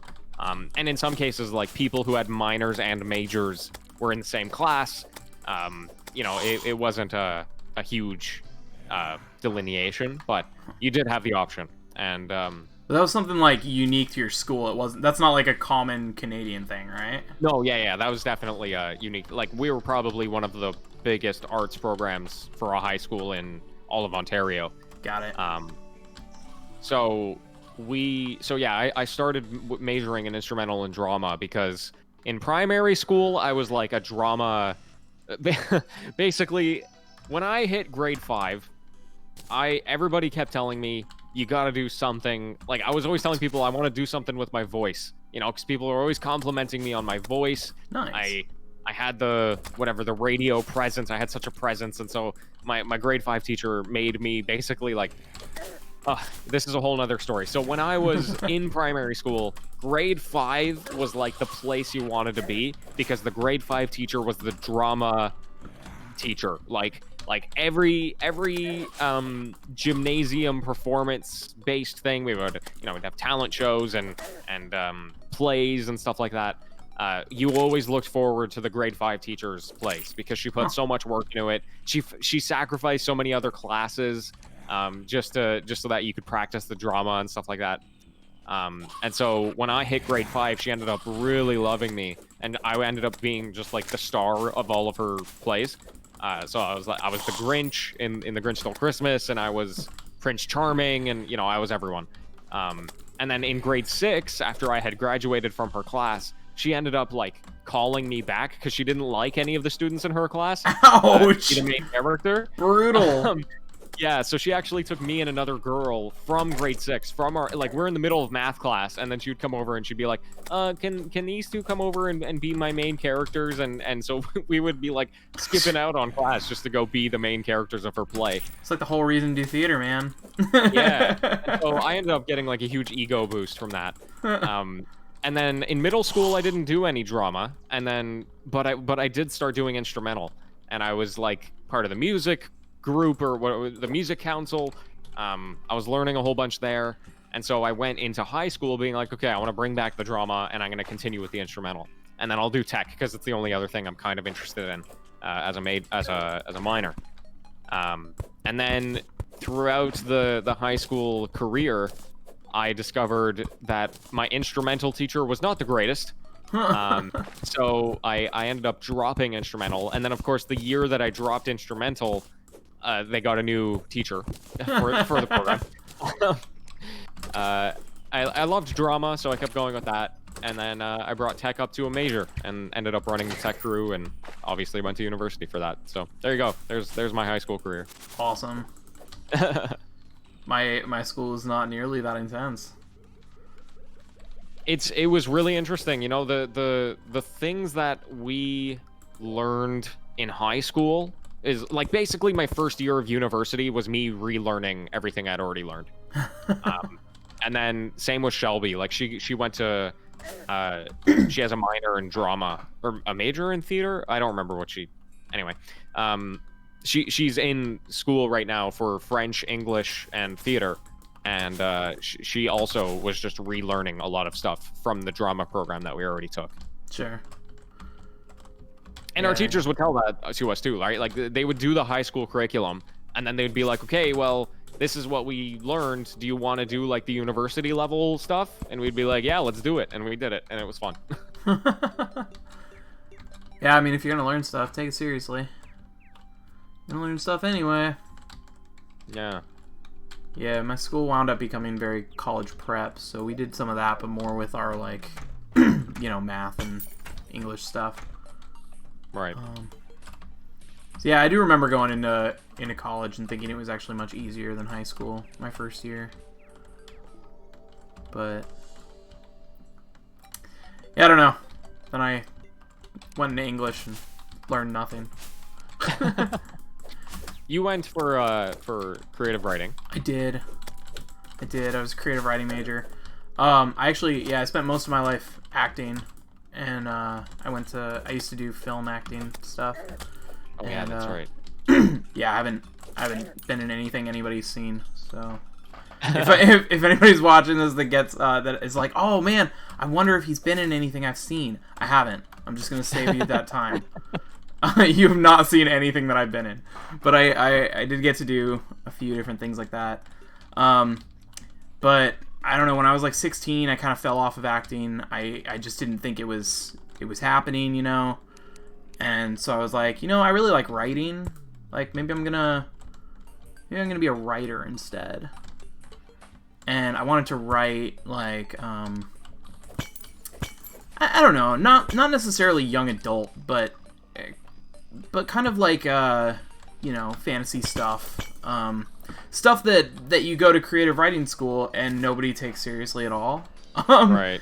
So I learned how to write the way that my college wanted me to write, and it actually hurt my writing more than it helped.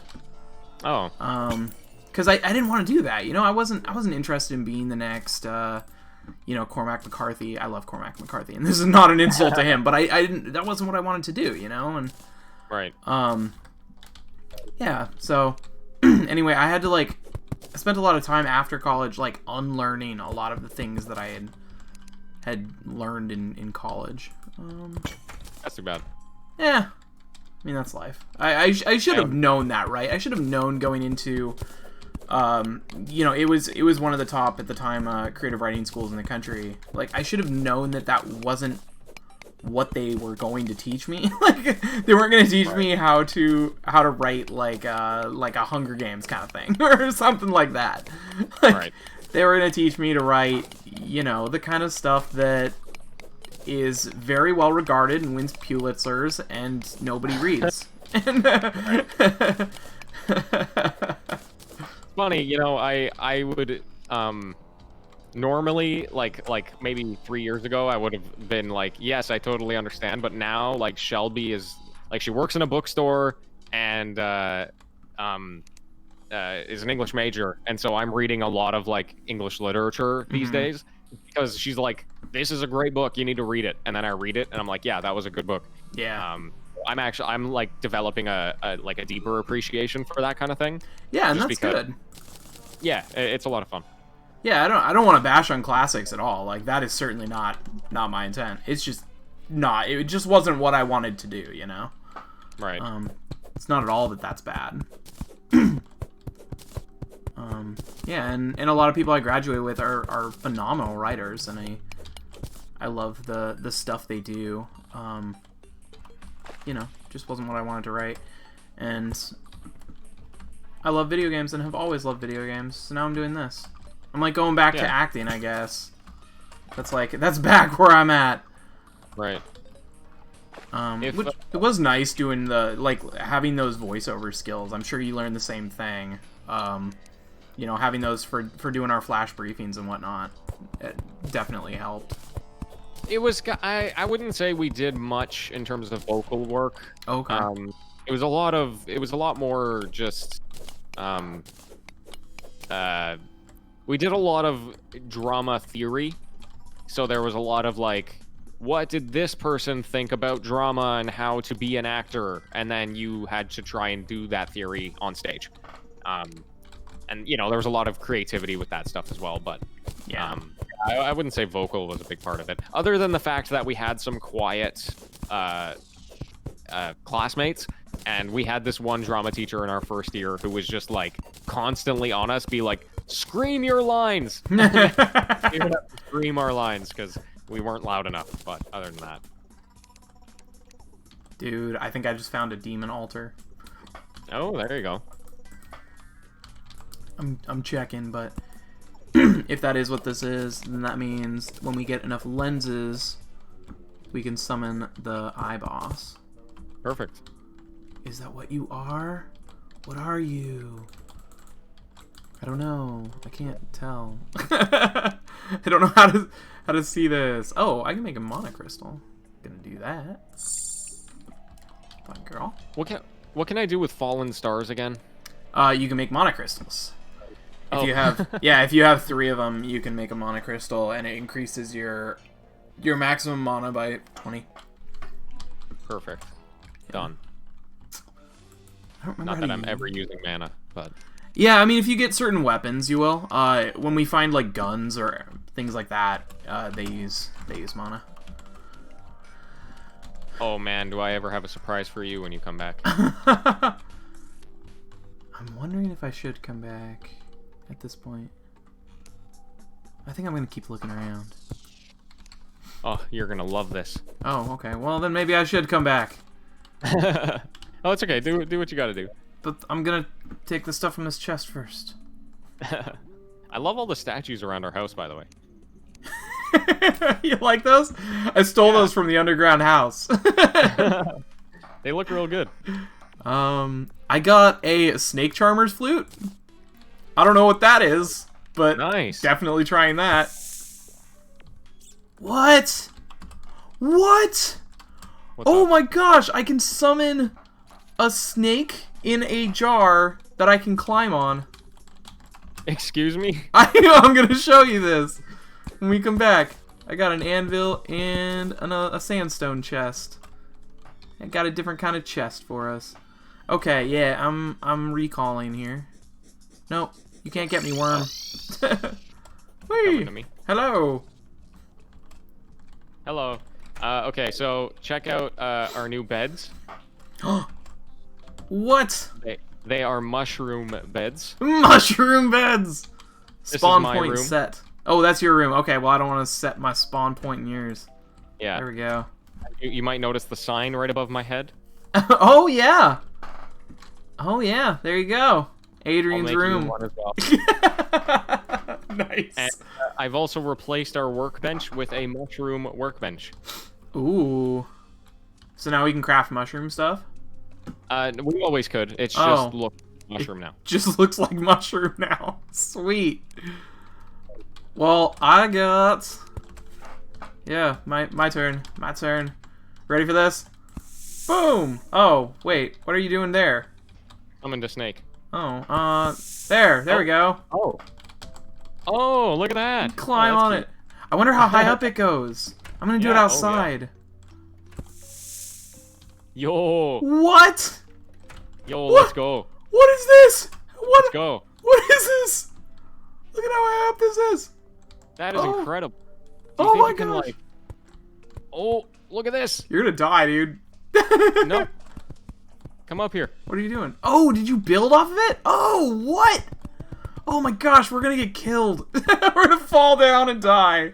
I didn't We know have, you could build we have ropes umbrellas, horizontally.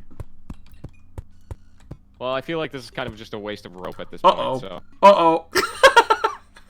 What? Uh-oh. It disappeared. Well, that's alright. Just get your umbrella. Oh, yeah.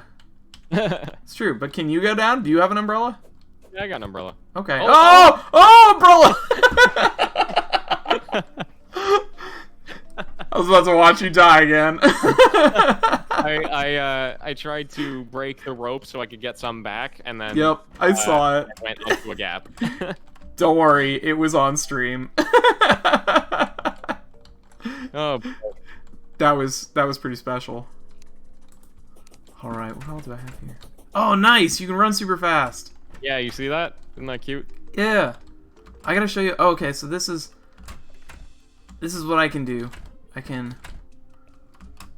Wee. What? You see that? Oh, I I see. can like Yeah, jump yeah, I off see the what you mean. wall. Yeah. Wee.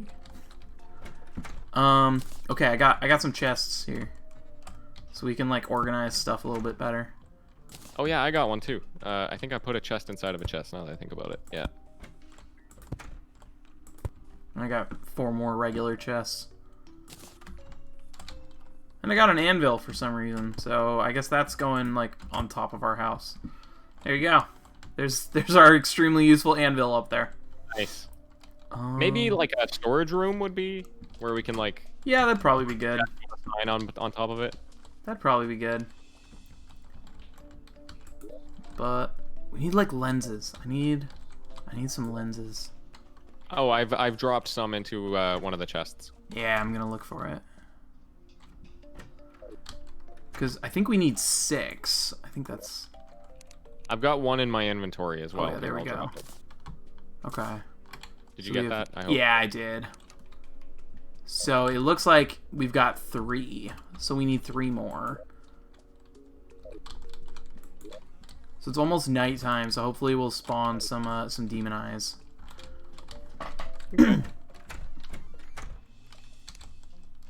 Hello, Ficod? Yeah. Hey, bro. Oh, he sells bombs. our house. Oh, I do like grenades.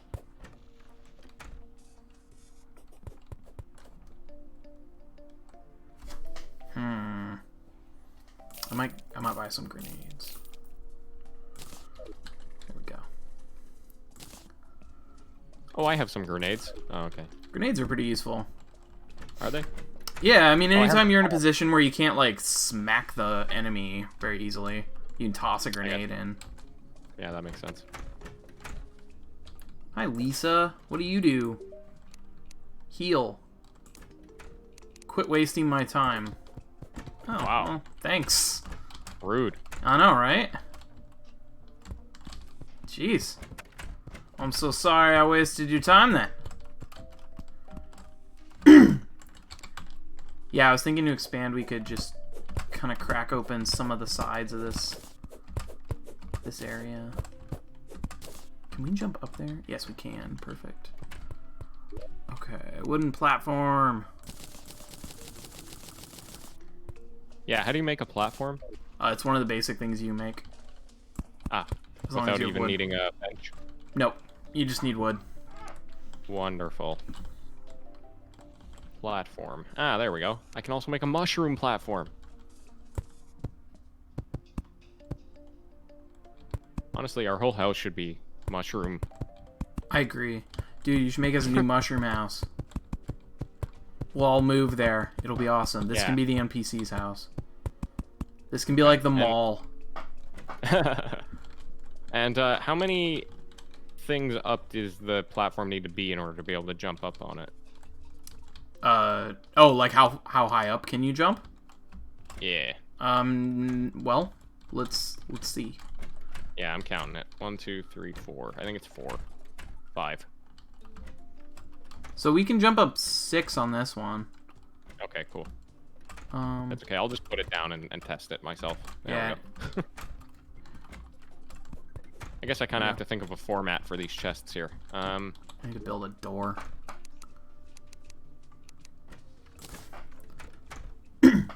Actually, I'm gonna look it up. I'm gonna look at what people have done for their chest rooms.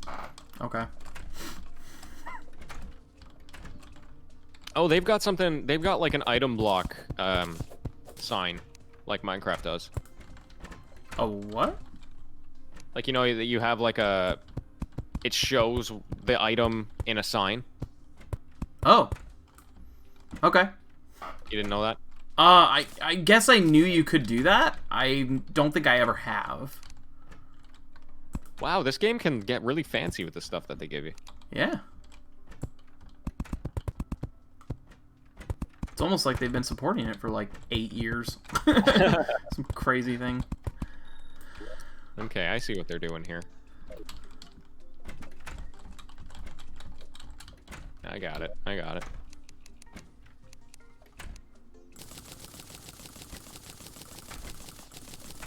Walls always drive me crazy in this game.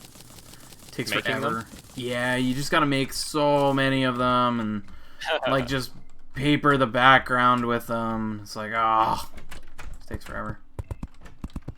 It always takes more than you think.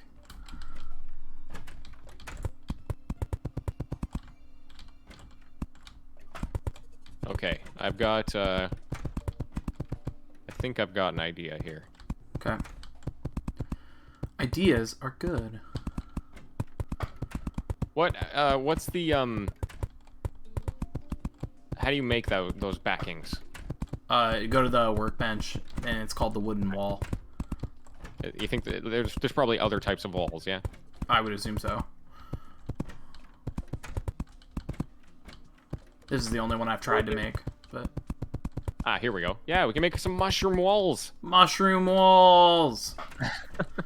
Our mushroom palace will be completed! Alright, I'm gonna make stone walls. Okay. For our storage room. Okay. Just to make it a little different. Do it.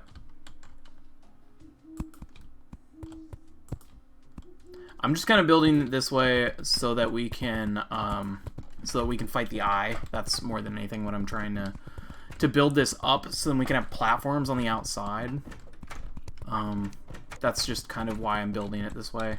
But so is my extension bad? No. Your extension's fine. We can honestly do it on one side. We'll just want to build the platforms out farther. We just want an area where we can jump around, you know? Being able to maneuver against the eye is, like, the most important thing. Okay. Just because if it catches you off guard, then you're gonna die real quick. And we don't want to die real quick. You're good with that.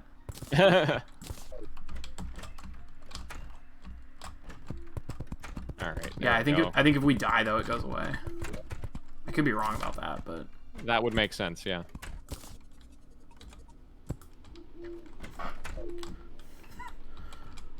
Oh, dude, Kato's room! Kato's room! That's my room. Yeah, I gave you a little sign, yeah. Yeah, although some NPC is probably going to come in and take it. That's fine, whatever. I can share. Oh, look at you just destroying all my chests. Yeah, I'm bringing them to our new chest room. I worked so hard on that, man. You jerk. Yeah, there we go. 1, 2, 3, 4. We'll put some signs in front of them, and then we'll go like this. No.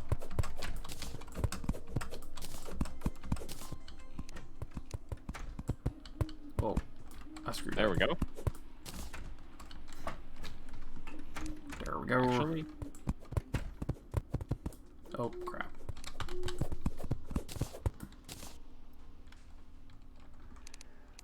I'm getting the hang of the game now. Yeah. I think that's too short. So, yeah, I think it needs to be one higher.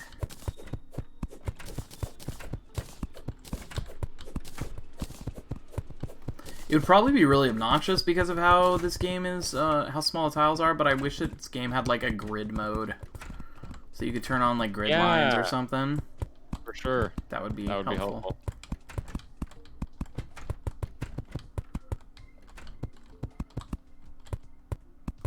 Okay, now we gotta look into how to make that stupid sign. Come here, Seth. Wait, the sign that you've already made 2 of? No, the item sign. Oh, yeah. Yeah, here we go. Item frame. Oh, it's easy. Okay. Cool. Easy is cool. Oh, I may as well just build a chair and a table now. Since I know I'm gonna need them. Actually, I'm gonna need walls too, so let's just make a crap ton of walls. Walls forever! Oh my gosh, Firebug. Thank you for raiding us, even though we're actually going off stream in about 4 minutes. Oh no. But so welcome, Firebugs. 16 Hello, people. Everybody.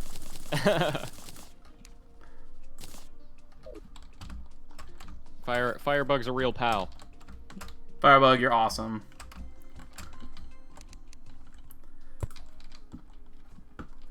Yeah, okay, you see what I'm doing over here? I got these chests. Yeah. Put a little item in it. Oh yeah, okay, okay. Wood. So I'm gonna make one of these chests like an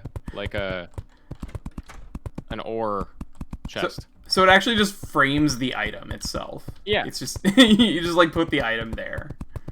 All right. That's right. All right. I thought it would be like a picture of the item, but I guess that makes more sense. Whee.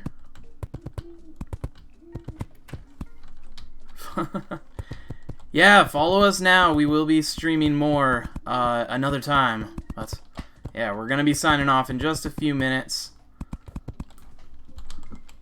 I had a good time with Terraria this time around. I did a lot more mining. Yep. You explored with your minecart, got crushed by I did boulders. a lot more crafting. It's a good time. That's good. Yeah, so next time we're probably gonna fight the boss. Yeah, that's right. Yeah. Yeah, we will probably have a boss to fight, because I did find that altar. It's over to the right. It's under one of those trees. You know, there's the trees that go down a significant ways. Okay. One of them had the altar. So once we get 6 of the eye lenses, then we can go and make the item to summon it. Sounds good. And we're almost at the point where we're tall enough to be able to maneuver around. We just want to have some layers here. Yeah, because it's gonna be flying around, so we'll just want a few to jump up, a few areas to jump up around. All right, sweet. Well, are we? Should we sign off for the day then, or do you want to finish up your storage room? No, that can be continued at another date. I might even be able to do it off stream. All right. Then we are going to head out, but yeah, thank you for joining me, and thank you everybody for coming in. I'm sorry that you came in right at the end here, but we appreciate you coming by, and we hope you'll follow us and check it out next week. We'll be back, and I'm going to be back on Monday.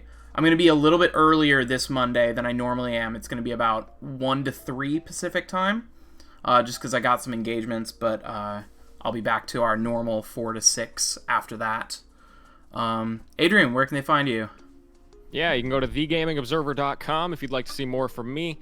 We get a daily Alexa flash briefing where I talk all about video game news, and I know the Firebug community who has just joined us is very familiar with both of our flash briefings. But yeah, that's where you can. That's the best place to find me is thegamingobserver.com. That has links to everything. Perfect. Yeah, and I'm at videogameoftheday.com, and you can follow me on Twitter at VG_of the day, and you are at gaming_observer, correct? Yeah. Perfect. All right. Well, we are going to head out. So thanks everybody for joining us, and see you next week. Thank you, everyone.